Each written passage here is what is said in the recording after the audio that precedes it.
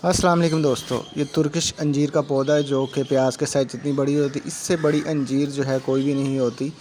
और ये white colour की होती है। इसका जायका भी बहुत मीठा होता है। इसकी जो 4 से 5 इंच की शाख होती है, समझ लें कि एयर लेयरिंग करने के बाद वो 500 रुपये की आप सेल कर सकते हैं। तो इस पर जो है मैं एयर लेयरिंग करूँगा, और एयर लेयरिंग करनी है बरसात के मौसम में, जिसमें एयर लेयरिंग कभी फेल नहीं हो। तो एयर लेयरिंग करने के लिए शाख का साइज़ क्या हो, मैं आपको साइज़ दिखा देता हूँ। इस शाख पर जो है हम एयर लेयरिंग कर सकते हैं।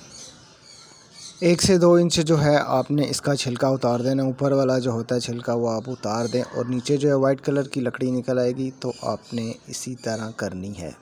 दोस्तों, बारिशें हो रही हैं तो एक गमले में से जो है मैंने मिट्टी इस तरह की निकाल ली है, जो कि परफेक्ट है। तो दोस्तों, जहाँ से हमने छिलका उतारा होगा वहाँ पे हमने जो है ये मिट्टी लगा देनी है। और मेरी एक बात याद रखिएगा, बरसात के मौसम में अगर आप एयर लेयरिंग करते हैं तो 100% जो है वो कामयाब होती है, वो कभी भी फेल नहीं होती। अगर आप इस तरीके से करते, कोई अनाड़ी होता है, थोड़ी सी मिस्टेक भी कर देता है, फिर भी जो है रूट्स निकल आती है। इसके बजाय कि हम ग्राफ्टिंग करते हैं, कलम लगाते हैं, उनके चांस बहुत कम होते हैं, लेकिन एयर लेयरिंग के चांस बहुत ज़्यादा होते हैं कामयाब होने के।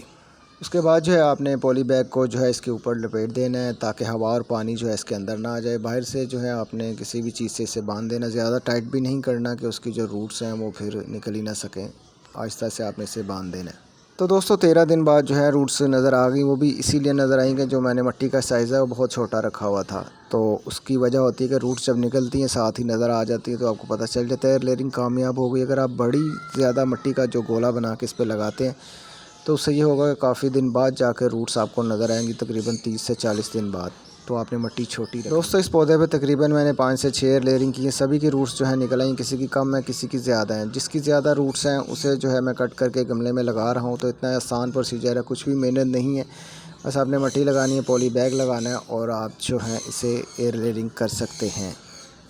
दोस्तों, जब रूट्स निकलें उसके बाद आपने जो है पौधे को कट करना है और गमले में लगा देना है। और जब ये पॉली बैग आपने हटाना है तो एहतियात से हटाना, क्योंकि जो ये रूट्स होती है बड़ी नाजुक सी होती है। आपने जो है गाछी को भी टूटने नहीं देना।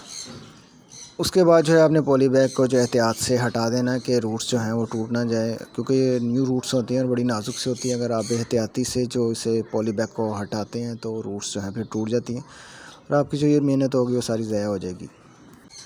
पानी के मुकाबले में जो है मिट्टी वाली एयर लेयरिंग वो बड़ी आसान होती है। पानी वाली जो है वो काफ़ी टाइम ले जाती है, चाहे आप बरसात में करें, लेकिन जो मिट्टी वाली होती है बड़ी आसान होती है और बड़ी तेज़ी से जो है वो कामयाब होती है। उसके बाद जो है आपने पौधे को गमले में लगाना है। अगर सॉइल गीली है तो पानी ना दे, अगर सॉइल ड्राई है तो पानी दे। और फिर इसके बाद जो है आपने इसे शेडी एरिया में रखना है तकरीबन 1 मंथ तक।